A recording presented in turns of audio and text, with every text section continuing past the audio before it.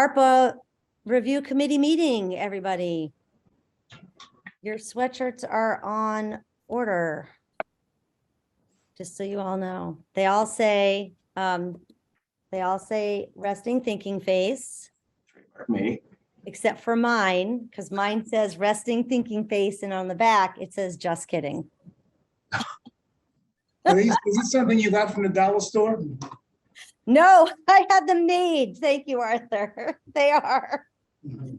They are custom made hoodies. I think I didn't go for black. I think I went gray with white writing. So as soon as they're in, I'll let you all know and we'll make arrangements. But I thought it might be a little too rude to have yours also say just kidding. So just mine.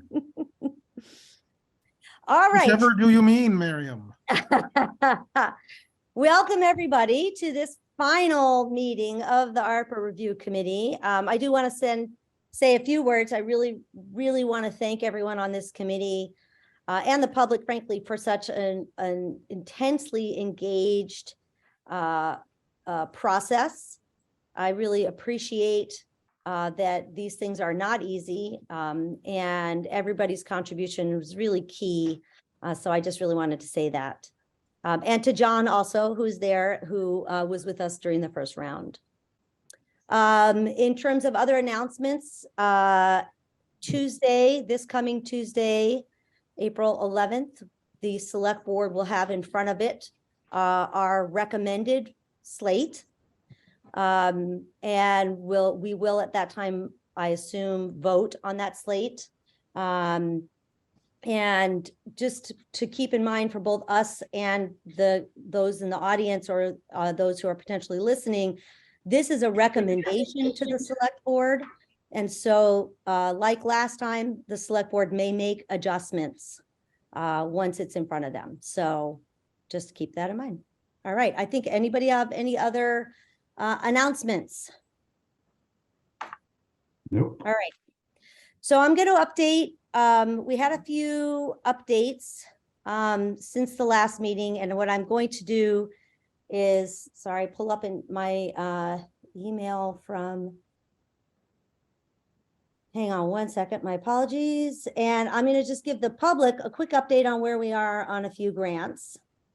And then we, as the committee, hopefully everyone had a chance to read the email.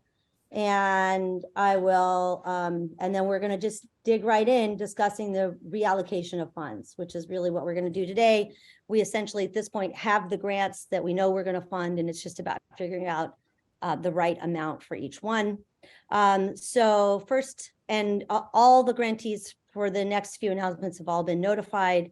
2334 Mothers Out Front. They have rescinded their grant application. So we're going to have $10,700 to reallocate from that grant. 2350, the Nigerian Professional Group. They're no longer partnering on the grant. They were doing all the financial reporting, which was a key part of the reason the grant scored so well. And after, and after conferring with the town, they feel like it is a significant change in the grant, and so it will no longer be moved forward for funding. So that is another. Wait, I'm sorry. Yep. What's the significant change? The group that was doing the financial reporting, Arthur, Yes. is no longer partnering on the grant. Okay. And that was in fact one of the things that set this apart from the other grants, was that they had a financial reporting partner. Because I'll say, and I hope I'm not outing Mothers Out Front, but I will say one of the reason Mothers Out Front rescinded their grant is that they did not feel that they could meet the federal reporting guidelines. They're very complex. And the reason this grant originally scored so well was because they had an organization affiliated and partnering with them that in fact was designated to do the federal financial reporting. Okay.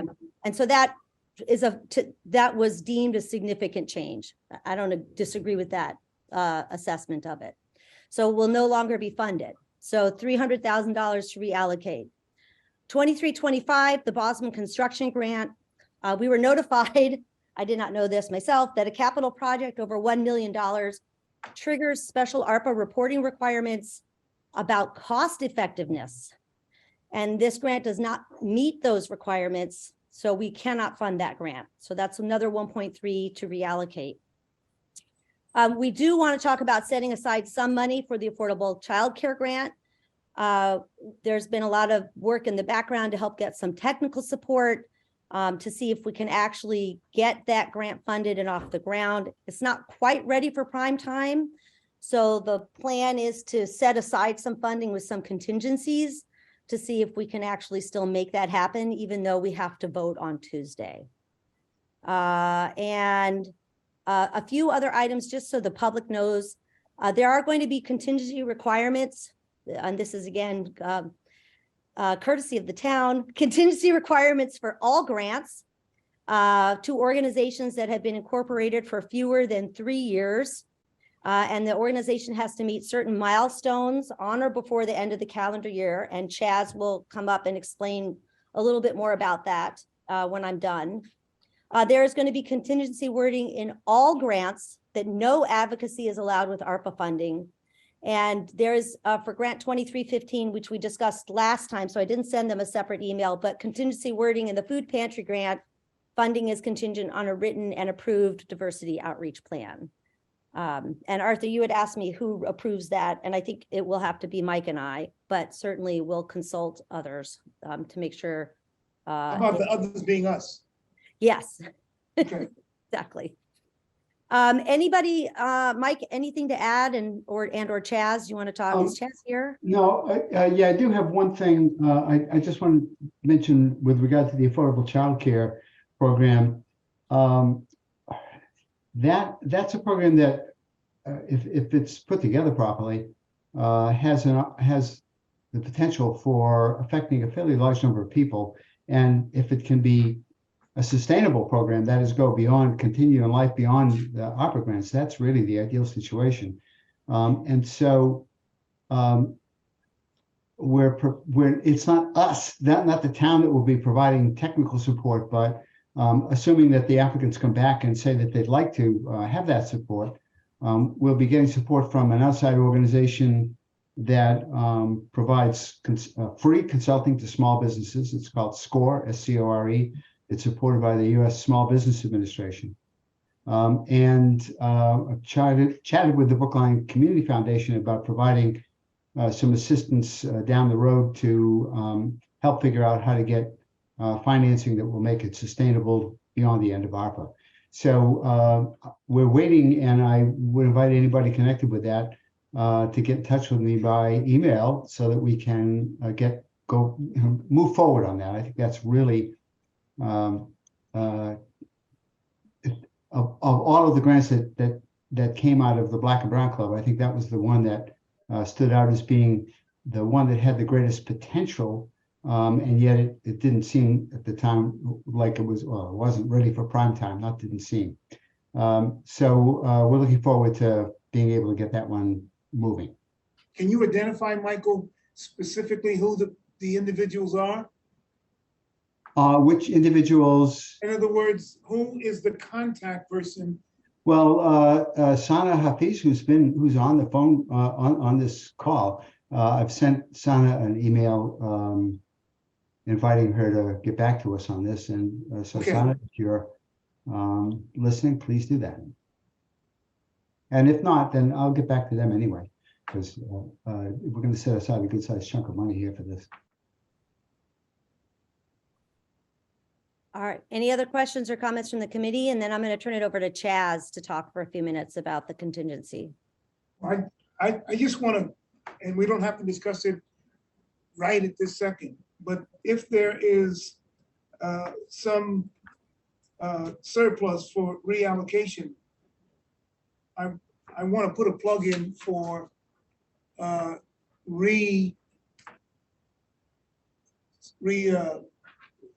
re-upping or reinserting those organizations that were that lost or reduced funds because we weren't meeting the financial limitations of the $10,000. Do you understand what I'm saying? Yes, and I'll tell you, after we hear from Chaz, if you look at the spreadsheet that Tyler has up, the Okay. columns on the right that are Yeah. a light yellow color, those are those are 1, 2, 3, 4, 5, 6 organizations that, or sorry, 7, or 7 grants that had their funding reduced in some way.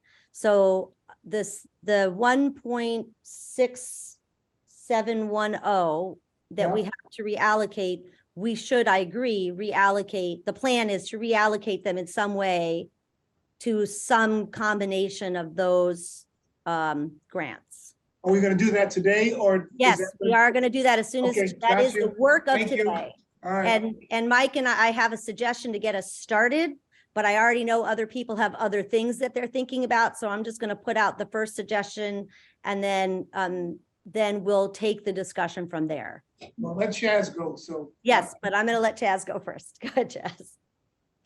Hi, thank you. I apologize. I'm actually on my way back from another meeting, so I have my camera on. So in regards to contingencies, we want to be very sure in this round 2, which has a shorter time frame, but also I think a larger community focus, that the money that we allocate in this instance is going to be used within the ARPA period of performance, which I need to remind you, right? Technically, even though it ends in 2026, we must lock in all of the things that we're going to fund by the end of 2024. So if you have a project and we fund it and it goes sideways sometime in 2025, we're out of luck. So we really need to be very cautious with this limited time frame about how about ensuring that outside organizations meet milestones so that we don't lose this money. And you, the organizations that are working on this aren't caught out either. So we are working to develop important budget milestones for projects by the end of this, that must be met by the end of this calendar year for all organizations that have been incorporated for less than 3 years. The aim here is to ensure that newer organizations that might not have as much experience with federal reporting requirements and federal grant requirements can demonstrate that they're capable of running these projects.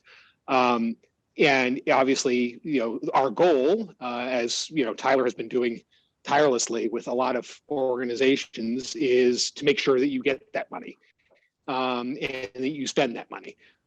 So this is not just some, we'll check back in with you in October, and if you didn't do it, you're out of luck. It is, we want to work collaboratively with all of these organizations to ensure that you're meeting these milestones. So that's the aim for this, is that for organizations that don't have as much of a historic experience, either running these grants or really existing in a corporate form, we need to make sure that we're not going to lose that money and that we have time to reallocate it if we need to. So we will be developing that as part of the grant agreement that goes out to you. And I will just ask that, in those instances, we will work with you to ensure that it is appropriately tailored for your projects, but the deadline is firm. It's the end of this calendar year. So we need to come up with realistic milestones for your projects that mean that we can be confident that in 2024 through 2026, the work that you want to get done is going to get done. Sorry, Chaz, go ahead. No, I wanted to then add on the advocacy issue. Federal grant funds cannot be used for political advocacy or for religious advocacy. So we need to be very cautious in that, and that applies to each of our sub-recipients. If you are a sub-recipient, which is going to be most of these organizations, right, the money is not going to help you, the end user. The money is going to you to help impacted individuals. That requirement applies quite stringently, and it applies in such a way that even staff positions that are funded with federal grant funds may not engage in political advocacy. So to the extent that some of your applications call for funding a staff position, you need to be very careful about what that person does and doesn't do. It is not advocacy of or related to your grant. It is advocacy, period. So just be very cautious in those efforts and ensure that a strict line is maintained between any sort of advocacy these individuals, your organization may do in other contexts, and the program that is being funded with federal, or position that is being funded with federal grant dollars. Great. Thank you, Chaz. And I'm going to add one thing is, which I think it's probably Mike and I have been discussing, if there should be a clause in the grants that if the milestones aren't met by a certain date, that the money reverts automatically to an organization that we are, I think, Mike, we should probably just discuss that with the select board. You want to discuss it today? I think it's reasonable to, it's a public meeting, and I think, let's talk about it today. Sure. Okay. All right. Yeah. So are there any questions with what Chaz said? Great. So I'm going to throw out my recommendations as a starter. It's just a starter. So the first thing that then I will say, Mike and I have discussed this, is setting aside, do we agree on this, Mike, $1 million for the affordable childcare program? Yeah. And then, for instance, we would have something in that said, if all these milestones aren't met by this date, then that money will do you want me to name the organization we're thinking of, or? Oh, yeah, no, I think we That should. money will automatically go to BCF. Yeah. Which we know has a track record, which we know knows how to allocate this funds, which we know can do the reporting and can handle that kind of influx of funds. Right. So specifically, you're talking about the $1 million, right? Yes. So we would probably put that contingency in, I think, all the grants, right? Yeah. Yeah. I mean, we would put it in every grant. Because that money needs to be allocated by that date, period, right? So it's a way for us to make sure that happens without having to go back in front of the select board or do anything else. If these milestones aren't met by date X, Y, and Z, then that money just goes to BCF. Yeah, go ahead, Mike. I see your hand, Brian. I just want to make the point. It sounds like, we're talking about meeting milestones, and that's a very important criterion, and it is. I do want to emphasize that we're talking about earmarking and holding in reserve $1 million for the child care program, basically depending on whether what we consider to be a reasonable budget can be put together, and I don't see any reason why it can't be put together, and whether things can be done in a timely way. But that is a substantial amount, and I think it's worth re-emphasizing that. And then I'm going to add one more thing, and then I'm going to call on Brian, who's patiently had his hand up. My other recommendation is that there was 25,000 cut from the bridge. They wanted 475. We asked them if they could work with less. They said 425, and then we ended up at 400. So I think it's a fairly small amount to bring them back to 425. So I would recommend doing that. Yeah. And then the rest I want to hear. I mean, that's just my suggestion, but that's where I am. And then there's still something like 529,353 or something like that. I don't do math. Brian, you're up. Well, I'm going to ask a math question. Oh, Tyler. Yes, go ahead. Can we see something? And so I guess is the 500,000 that you just referenced, does that include all the contingencies taken out? I guess what I'm trying to figure out is what is the number that we have to allocate today, assuming all contingencies and reversals, et cetera, are in place? So if we take out the $1 million, if we kind of all agree that we're going to set aside $1 million for the affordable childcare, then we have 610,000 and 700 to reallocate. Now, if we take out the 25K for bridge, that leaves us, I did math, 585,700 to reallocate. Okay. Thank you. Good math question. All right, but now the question is, if we're in agreement, first of all, let me just do a quick straw poll. Are we in agreement with the first two suggestions, with the million and the 25K? Mike, are you in agreement? Yes, yeah. Jenny, Yes. Brian? Was thinking about it. You want me to I come mean, the back? 25K for bridge, they really were sort of like, that seemed like that seemed like a little, I want to choose my words carefully here. I'm okay with it, but it's not a hill I want to die on. Okay, And then again, you got it. Arthur, he's okay with it, but it's not a hill he would want to die on. In other words, if it didn't happen, he'd be okay with it too. Okay. Where do you stand, Arthur? I'm, I think we should allocate it to them. All right, and I'm gonna say, come back and say the same thing about some of the other organizations, programs that we've shaved or reduced their budgets by. So I'm going to just read those. Brian, your hand is still up. Did you have more to say, or I hope you have more to say in a minute. I'm going to read what's left in terms of, so we have $585,700 to reallocate. The food pantry asked for 400,000. They received 200,000. Brookline Development Corporation asked for 600. They received 300. But I do want to note they had another grant that was fully for 700,000 plus that was fully funded. The Teen Center asked for 716. They got 500. They also had another grant, but it was tiny, and that got fully funded. Bridge, we just talked about. BCF, their racial equity grant, they asked for $1 million. We've funded them to 470,644. So for me, at least, I'd like to see some of it go there. And then BCF also had a $2 million request for general safety net funding, and they got $1 million. Am I missing anything, Tyler? Nope. That was it. Got them all. So I'm up for suggestions of where you would like to see some of that 585,700 go.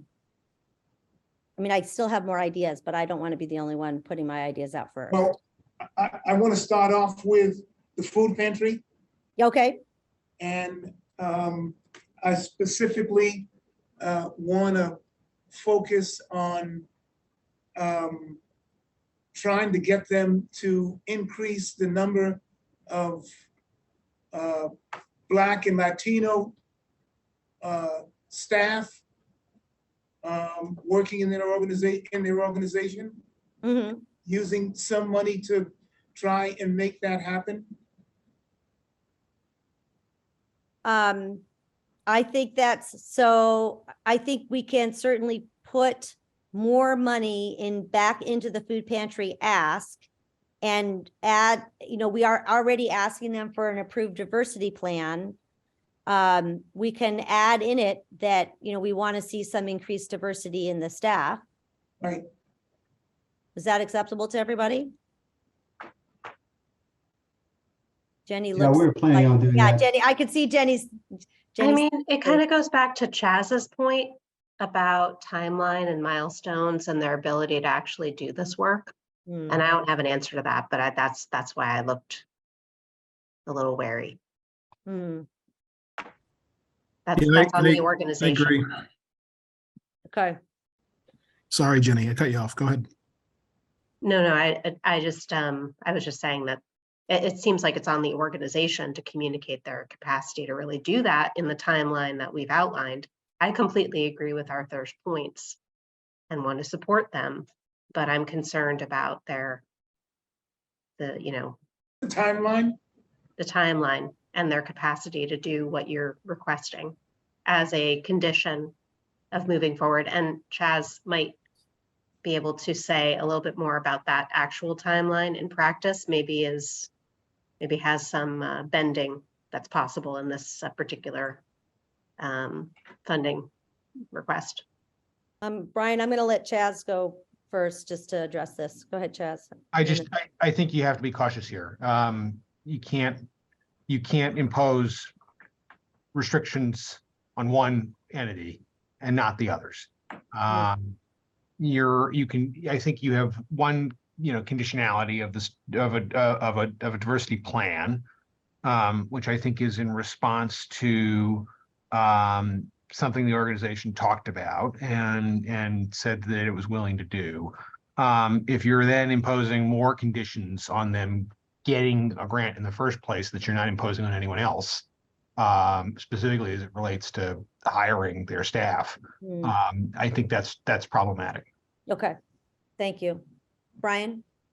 I was going to agree and also suggest that I'm not comfortable putting hiring a type of person to be hired smacks of quotas to me, which I'm not sure is legal. I think we can encourage, but we can't demand. And I also want to note that it's an incredibly difficult hiring environment out there, and I would hate for funds not to get allocated based on that. So I think, I mean, while I agree with Arthur's end goal, I think we should encourage them via the diversity plan and sort of a hiring plan, but I don't think we can dictate individual personnel decisions.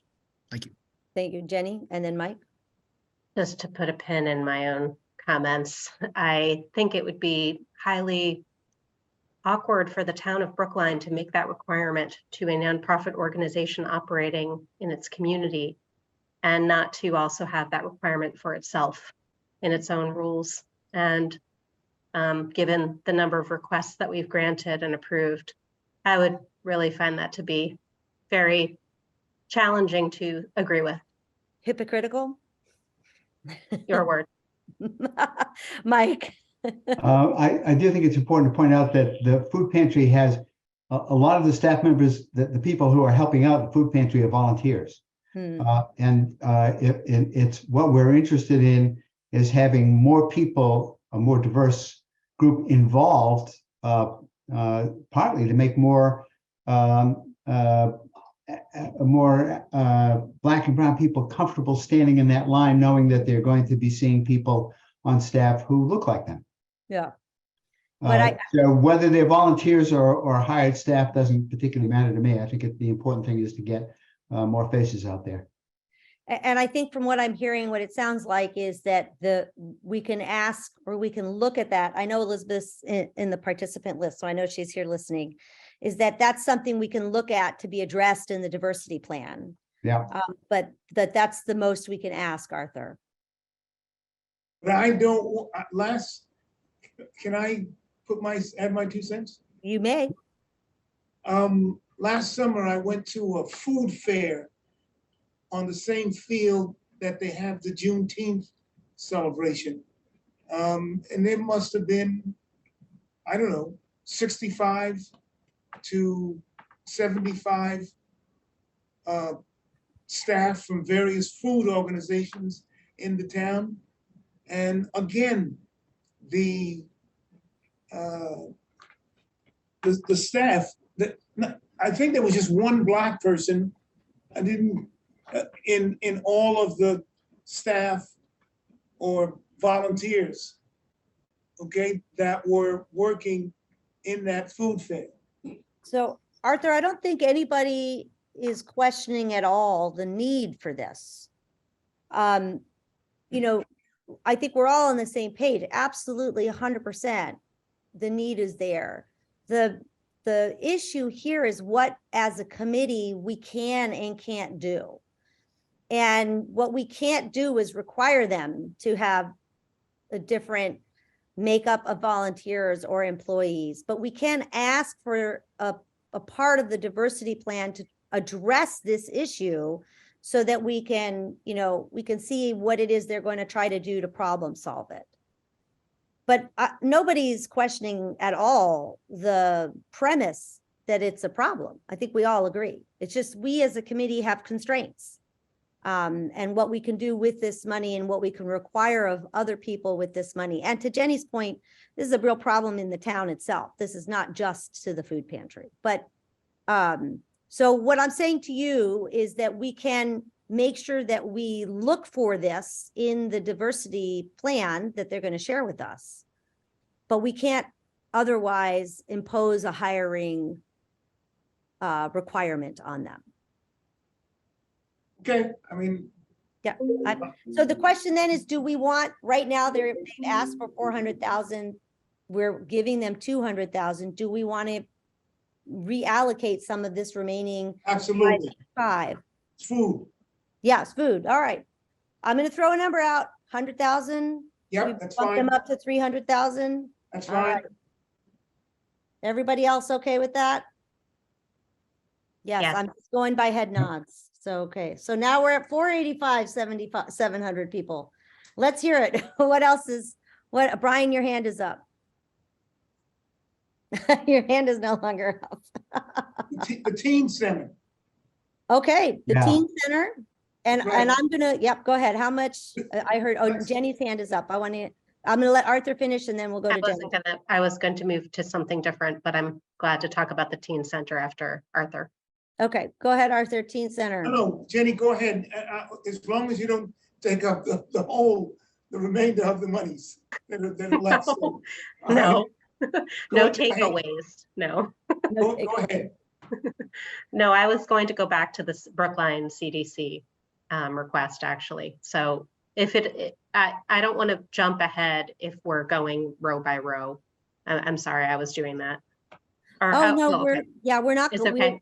Yeah, go ahead. We can jump I ahead. just think that even though did you say that they received funding for, So related to this? if you go up to grant number 23-7, Brookline Improvement Coalition, they requested 756,000, for which they got the full funding for 16-unit Beacon Street apartment for low-income persons, rehabilitation and capital repairs. So I just mentioned it because, oops, somehow do you see what I'm talking about? It's Yes. line 5.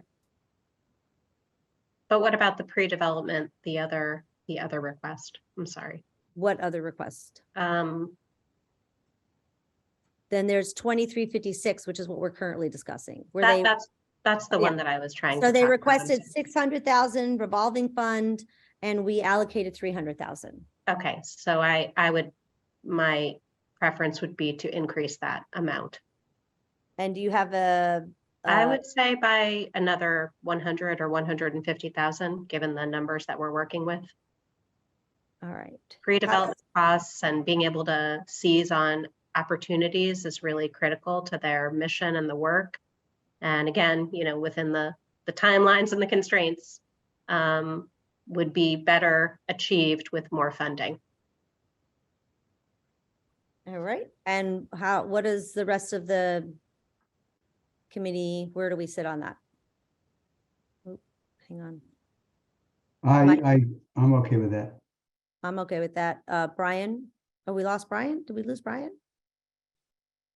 I don't see Brian. Arthur? Okay, so, Arthur, are you okay with that? yes, I am. Okay. And how much is left over? And we just have to get Brian back. Okay, 335,700. Yep. so I'm gonna go to the teen center. Okay, let's hear it. We, Uh, we, Go ahead. I'm sorry, Go ahead. just for the CDC, we said 150, right? Because I know Jenny gave a ballpark range. Oh, I would I start. with- did, yeah. Yeah, I was- I would start with 100 if you don't mind, Jenny. Yeah. And then we can circle back after. We'll go through the whole list, Yeah. but yes, as a starting place, sure. We're up to 385. Yeah, wait, hang on. And where did Brian go? Let me text him. Brian, we lost you. We lost you. All right. Go ahead, Arthur, what are you thinking for the teen center? So can we start with 200,000? Can we start with 200,000? In other words, okay, can it be, So you want to fully fund them because they requested 500,000. I mean, Right. sorry, they, $716. I'm, they requested 716? 716, 460, and we're giving them 500,000. And you essentially want to fully fund them with, because I think if we're going to give them 700,000, I don't know, it seems to me like we should give them the 716. Go ahead, Mike. Yeah, I was going to suggest fully funding that. Okay. Jenny? Yep. All I right. agree. Now I have to do math. I got it. It's on the sheet. It's already doing it automatically. You're doing it for Yeah. me. What's that leave us? You even know who I am. think you What's remember that? What's that? So leave us? it's 169,240. Okay, 169,240. All right. Um, So, sorry, we should wait to be called on. Here we go. oh yeah, go ahead, Mike. Well, so let's take a look at what else is sitting out there. One is the Community Foundation. Yeah, And I which wonder if you'd scroll up, Tyler, would just show us the rest of it. that's it. And Uh, my feeling is the rest should just go to the Brookline Community Foundation. Yeah, I agree. What's the number on that? Yeah, they have two. 160. Give me the numbers. 169,240. No. The identification number. Oh, sorry. So the Brookline Community Foundation has two grants. They have the safety net, which is 2359, and they have the Brookline Grants for Racial Equity and Transformation. That's 2360. And my personal recommendation is we just put the 169,240 into the Racial Equity Grant Fund. But I could be convinced otherwise. Go ahead, Mike. I would personally, I'd rather see it go into their Safety their net. general allocation because they can do what they want with it basically that way. That it's not restricted in any way. Can I split one tiny little hair? Because it'll just Sure. drive me crazy. Can we give them the 500,000 for the racial equity? We're shorting them like 30,000, 20,000. Oh, yeah, okay. Yeah, all right, that's and fine. then all the rest can go into the safety Yeah, net. all right. How does everybody feel about that? All right, I don't know where Brian went. I hope he's okay. And I think that's it, right? We'll give Tyler a What's minute. to the do the that. rest is going, The rest is going to go into the Brookline Community Foundation safety net. safety net. Yeah,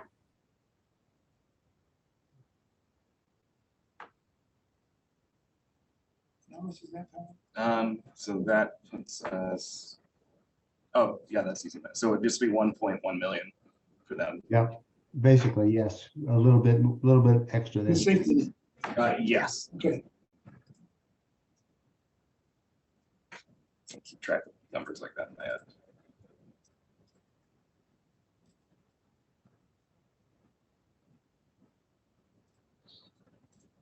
all right.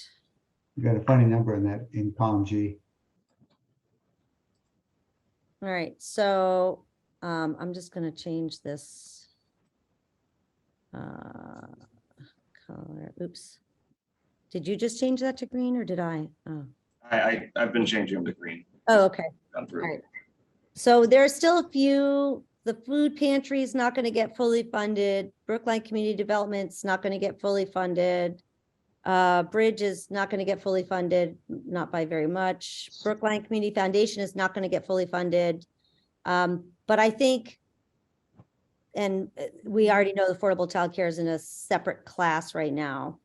But I think we've done a pretty good job of allocating what we have to, amongst the remaining groups. How are we feeling about it? How does everybody feel about this final slate? Does everybody want to take a few minutes to look at it? Anything they want to move around? I wonder if, Tyler, if you could expand vertically so we can see a little bit more of it. I can give it a shot. Let's see. Oh, nice. There we go. I mean, just pull the whole window open vertically. Oh, this is like the online Excel, so it's not going to let me show this that easy. All right. I can zoom it well, but.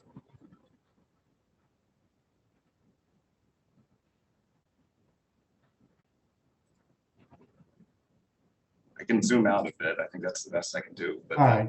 Okay. And just scroll so that we see what's going on. What's missing. So it's Brookline Community Foundation is getting 1.139 out of a 2 million ask. They're getting 500,000 out of a 1 million ask. Bridge is getting 425 out of a 475 ask. Brookline, oh, sorry, CD, whatever, I always want to call it BIC, but the Brookline Community Development Corporation is getting 400 out of a $600,000 ask. And the food pantry is getting 300 out of a $400,000 ask. Now there is a question in the Q&A. You all can look at it. I'm gonna just, if you want to discuss it. Well, it's a perfectly sensible question. It's just a question of, where does it come from? Well, and I was looking, I mean, I certainly think if we're giving another 100,000 to the food pantry, if we give them, I can do math. What's 100,000 minus 50,000? 50,000. 50,000. Oh, so that's quite a bit, right? Yeah, it's halfway. That's half of that. We could take 25 from the food pantry. I don't want to take any more from BCF. That's the problem. So what's the question? Sorry. The question is, oh, go ahead, Tyler. Oh, I was, so Raul just asked the question, why not fully fund the bridge proposal? Okay, Right, so we're just trying to figure out where the 50K would come from in terms of the reallocation.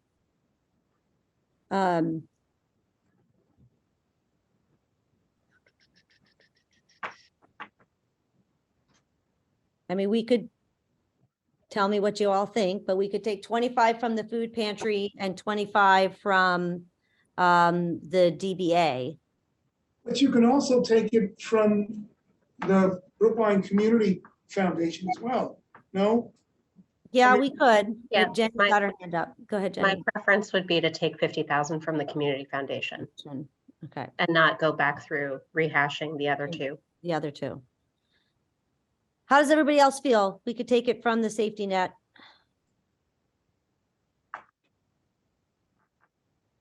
Yes, no, maybe so. Yes, I mean, Yes, okay. That, and since it was Jenny's suggestion, we're gonna take that as a yes. Mike, where are you with that? Yes. Yes, okay. So Tyler, can we move 50,000 into bridge and fully fund that? Yes. I don't do that backwards. I haven't heard from Brian. I hope it's okay.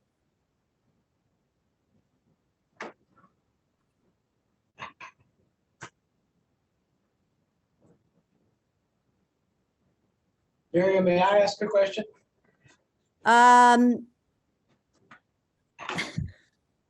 John, you're gonna get, I mean, I guess I hesitate because this is not a time for public comment and you are gonna get to discuss all of this on Tuesday at the select board meeting.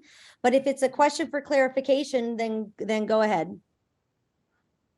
Well, yeah, I hope it is. See, and now, and Bernard's asking a question in the Q&A too, but Bernard, we will be discussing this fully on Tuesday. Go ahead. It's just that I found what just happened unusual in that an applicant, basically got to enter into the conversation and ask that money be given to that applicant. I don't hear that opportunity was provided to any other applicants. Have you not been to these meetings week after week, John? Well, I take offense at that question. What do you mean by that? I mean, that we have been taking input and comment from the public, including applicants, every week.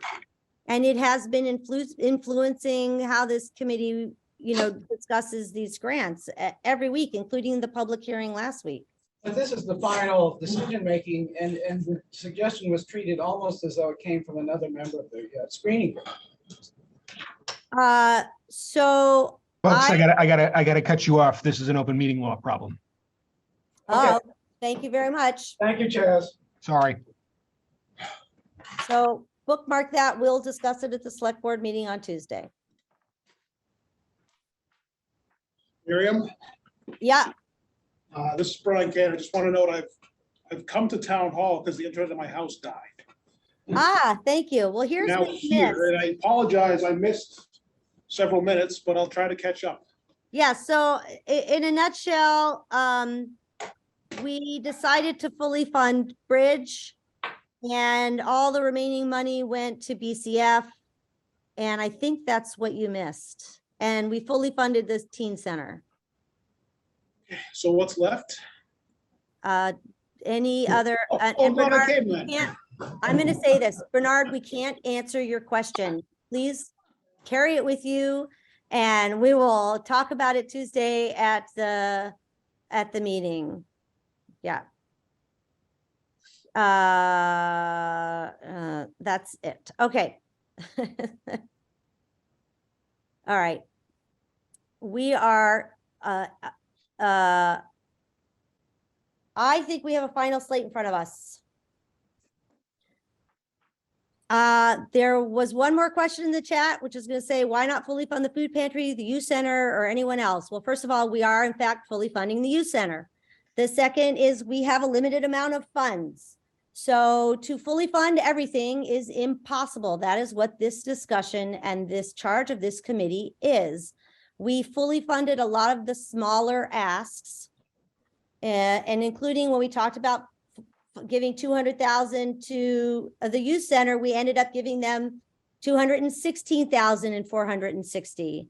So our goal is always to fully fund as much as possible. This has been from the beginning. If you go to the first early meetings, all of the smaller grants were fully funded because we could fully fund quite a few grants with that process.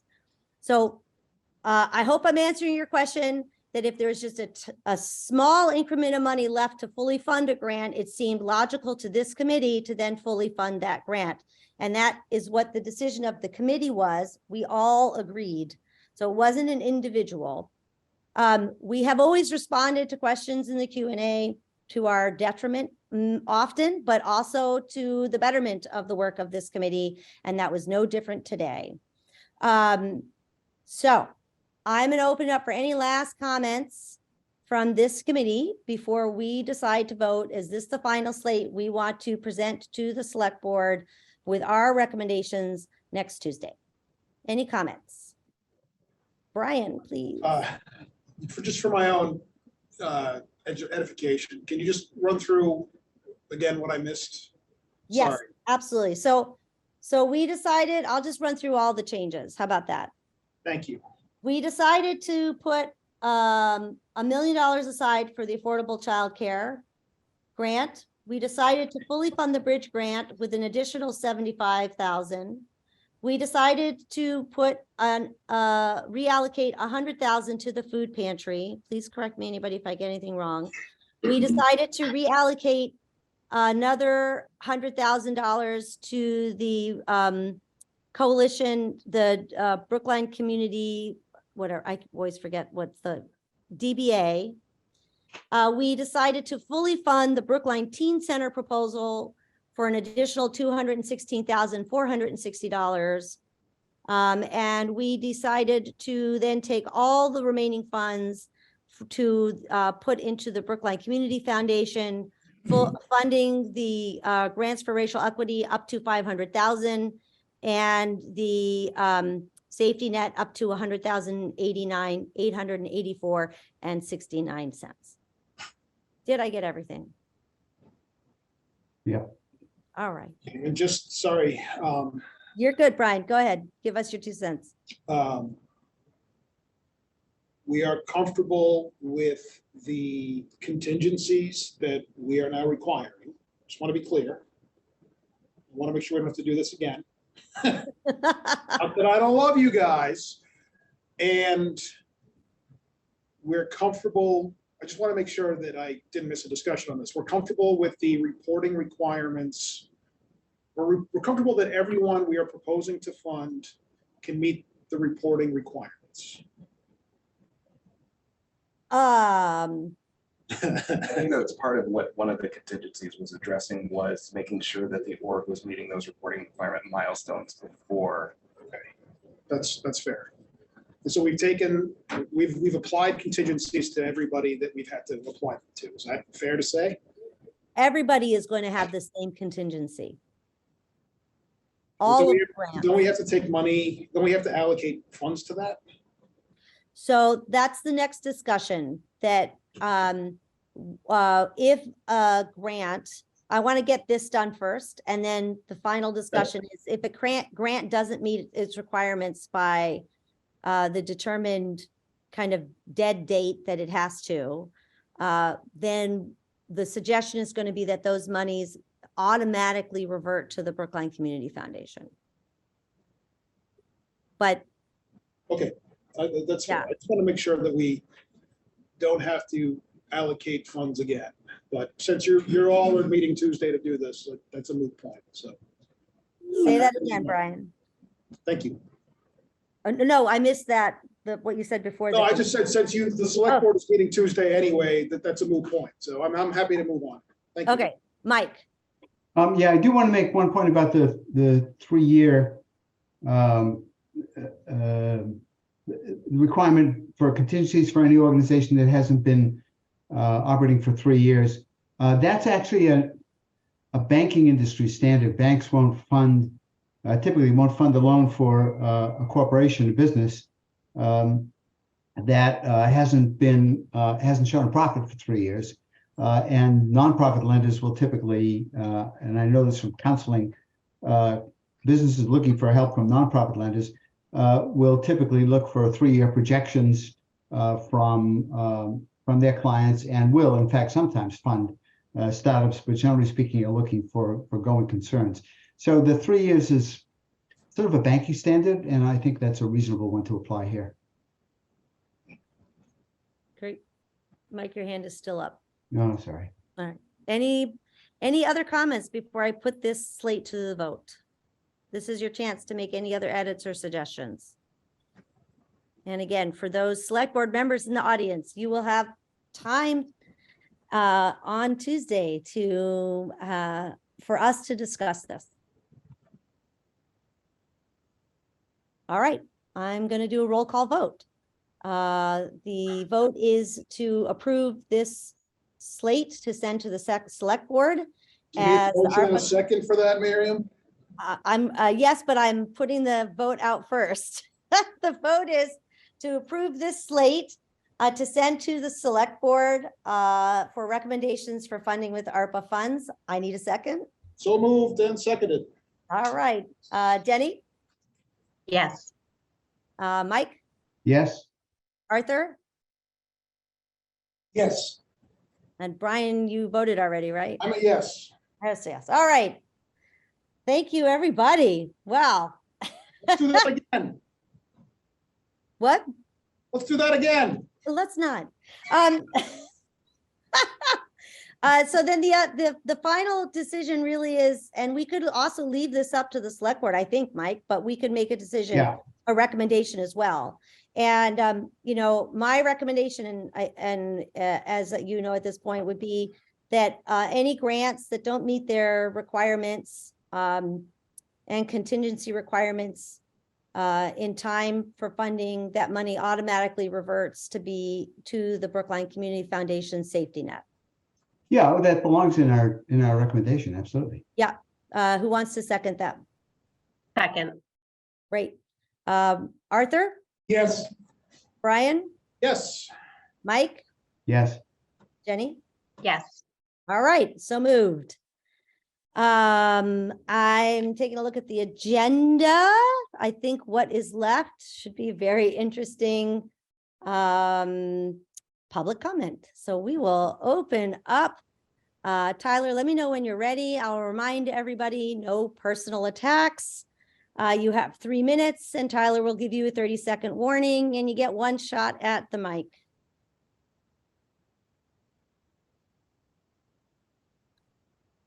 If you would like to speak, please raise your hand or let Tyler know if you are in the room. Oops, I did not mean to raise my hand. Starting with in the room. John, we have John here.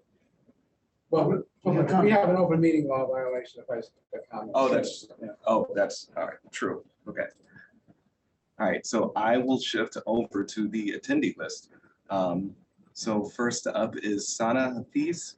All right, Sana, I'm gonna promote you to a panelist. And if you want to just introduce yourself when you start speaking, I will start the timer. Thank you.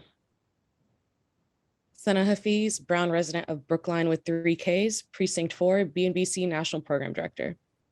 This town, since its inception, was meant to separate the haves from the have-nots. The separation of the classes and henceforth the races has been reinforced by this town's bureaucracy and underworld. I see you. I see you. You've underestimated our resolve. Many of you are intentional gatekeepers. Some of you are unconsciously a part of a system bigger than yourself and working against the very causes you think you support. A few of you see this town for what it is and are actively working to change that. I urge each and every resident of this town to consider what side they are on and what side they would like to be on. This town of Brookline has always operated on the principle of maintaining a quiet luxury at the cost of Black and Brown people, be it the original 89 slaves or the continued exploitation of Black and Brown people in the US and globally. Round 2 shed light not on the priorities of this town and those that control it, that was already known. Rather, it shed light on how far they are willing to go to maintain those priorities, be it by trying to hide a firefighter getting called the N-word, to creating unnecessary hurdle after hurdle, barrier after barrier for the only 100% Black and Brown owned and operated nonprofit in this town. This town would risk outright discrimination on a federal level. Is this surprising? How many times has this town risked fines or monetary setbacks rather than make equitable housing structures like the one BHA will lose funding for if the town planning committee can't settle by December? Or the hiring of researchers to ask parents on their opinions of marijuana only after the law enforces that a license must be equitably granted to those decarcerated people of color. None of you should be surprised that they were willing to cast us out and blackball us from helping our own communities. You should be surprised that they are willing to put you in the middle of this. I am grateful to you, Miriam, Mike, and the rest of the committee. Thank you. Thank you for showing this town, the public, everyone, just how astonishingly and undeniably racist you are. We are Black and Brown people. We will not be spoken for any longer. Don't handpick your few lapdogs to satisfy diversity. You answer to the people. We are the people. What do each of you think your verdict will be? Thank you.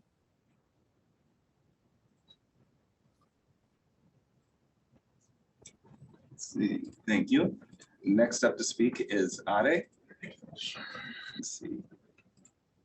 Ade, you have been promoted to a panelist. You want to introduce yourself, and I will start the time when you start speaking.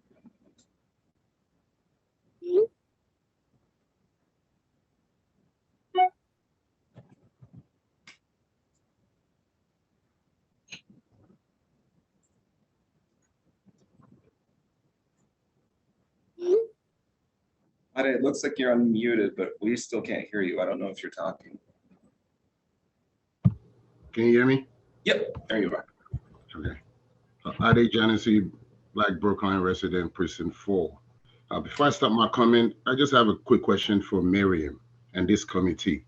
How did you guys determine, or what metric did you use to determine that the Nigerian Professional Group financial reporting is more capable than that of Black and Brown Club? You can save my time.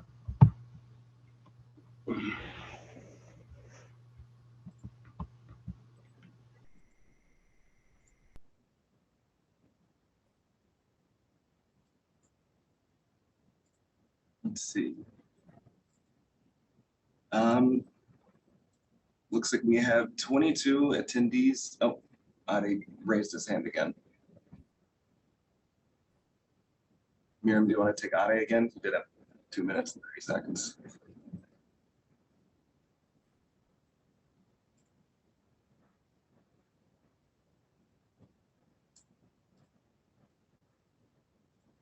Okay.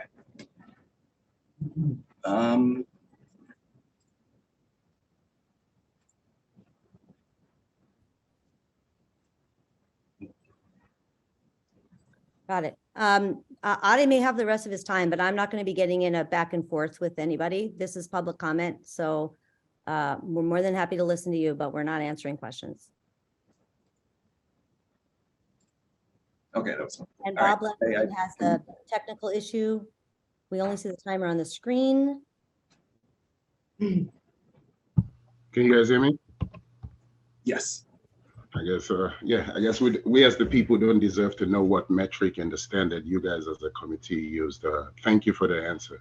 So my comment, to get to Mike, what you just said about Black and Brown people feeling comfortable standing in line in regards to the food pantry because they're going to see other Black and Brown people serving them food, definitely shows how uninformed you are as a person about Black and Brown people's issues.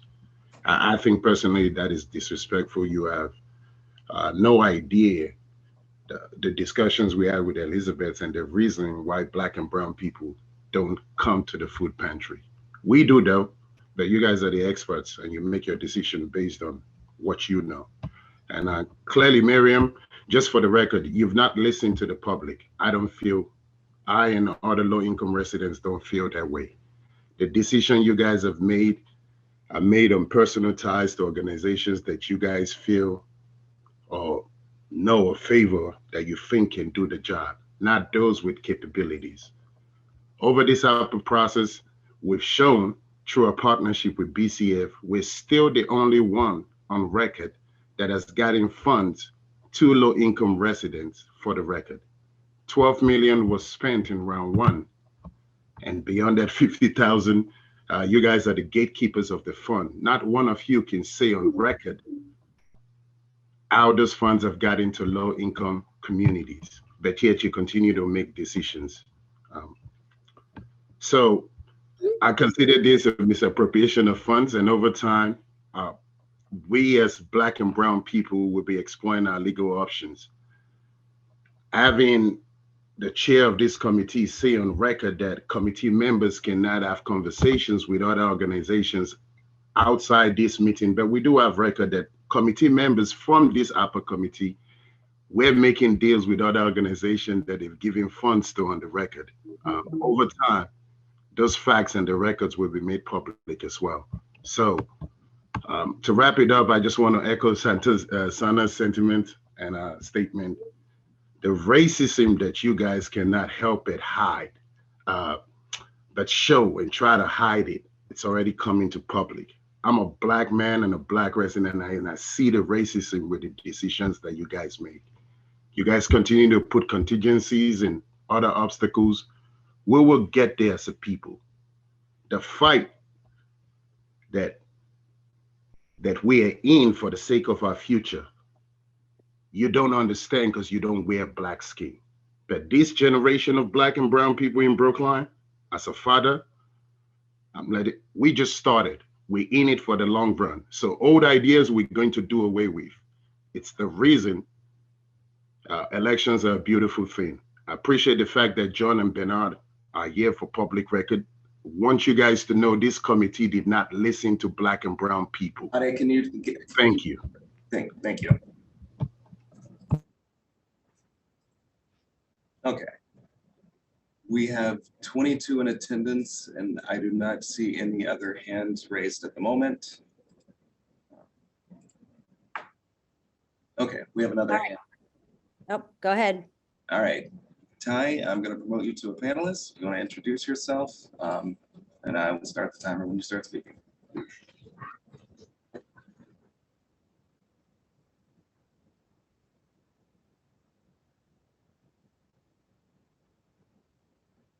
Ty, there may be an option on your computer that says accept join as panelist. There you go. All right, let's jump it up. I'm sorry about that. I'll make it quicker. I just wanted to, piggyback on behalf of the brothers in the Black and brown. Yeah, it just seems like nobody even cared or thought about anything that could positively change all these slogans that's on the buildings and all the narrations of today's countries. People people attached to this disgusting atrocities that even made Brookline what it is. So, it just seems like people don't even want to, work on dealing with that spiritual side of things, but it's all good. We pretty much expected that. Thank you for even letting us participate in this little game that we got to play, but at least we've proven to ourselves that we're a stand-up group and that we got to fight, and we live in the belly of the beast. And the belly of the beast for all racism is Brookline. And that shows right there. So, you don't got to be a smart Ivy League school member or participant to see easily what's going on in this town and who runs it. So y'all can adopt Black kids and brainwash y'all can bleach their minds all you want. Y'all can hang Black Lives Matters up all you want. We all know what time it is, and the whole USA will know soon that Brookline is the #1 place to dead a Black future and into dead Black kids' dreams. You know what I mean? So enjoy that money. And I just hope when we all take our last breaths, I hope a dollar gets to come with you, because I know it's not like that. But hey, peace and love, man. We'll never stop. And thanks for listening for nothing. One love, and enjoy all y'all silver spoons.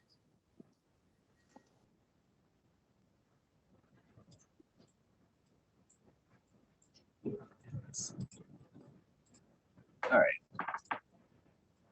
So we have 22 still in attendance. I don't see any other hands raised at the moment. Anybody in the room? Just John. So. All right. With that, I will close public comment. And as Jenny pointed out to me very appropriately, in fact, you can and did make many personal attacks, and that is completely allowed by Massachusetts law. Mike, I think you had wanted to say something. Yeah, I just want to emphasize again that we've set aside $1 million on a sort of parked it for the Affordable Child Care Program, and I hope that we'll hear back something positive about going forward with that. All right, look at that, 3:10 people, 20 minutes of your day back. I want to thank you all again for all of your time and all of your effort. And I just, it's been a real pleasure, I have to say, getting to know you, Jenny and Brian. Arthur, I already knew you. I've never spent so much time on the phone with Arthur. And Mike, as usual, working with you. And Tyler, really thank you for being so responsive and just letting me text you and email you and bug you all day long. I guess the same goes for you too, Chaz. All right, unless we have anything else, I am going to conclude this meeting, and I am going to conclude this committee. All right. Happy spring holidays, everybody. Happy You might see us Tuesday. Passover, happy Easter. Thank you. You might see us Tuesday. Yes, I hope I do see you Tuesday. That would be wonderful. Tuesday. And as soon as I have sweatshirts, I will be sure to let you know. Thank you. All right. Thank See you. ya. Bye. Bye-bye. Thank you. Bye.